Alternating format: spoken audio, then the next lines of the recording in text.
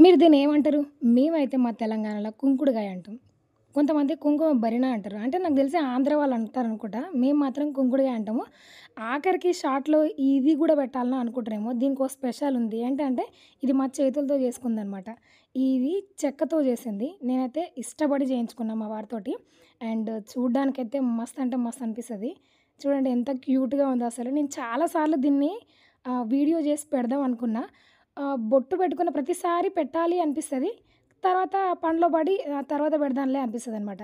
And ఈ గాజుల stand and ఈ mini size అంటే మేము ఉండేది రెంటెడ్ హౌస్ గాబట్టి, ఆ హౌస్‌కి తగ్గట్టుగా ఫర్నిచర్ మేము చేసుకుంటూ ఉంటామనమాట. మళ్ళీ నెక్స్ట్ ఏ ఇంటికెళ్తామో, ఆ ఇంటికి సెట్ అయ్యేటట్టుగా ఇట్లాగా మేము మారుస్తూ ఉంటాము ఫర్నిచర్‌నయితే. మరి పాతది ఏం చేస్తారంటే ఎవరైనా అడిగితే వాళ్ళకి ఎవరికైనా నచ్చితే వాళ్ళకి ఇచ్చేస్తూ ఉంటాం అనమాట. బాగా ఇష్టపడిన వాళ్ళకైతే కొంచెం అమౌంట్ అటో ఇటో చేసి ఇచ్చేస్తూ ఉంటాము.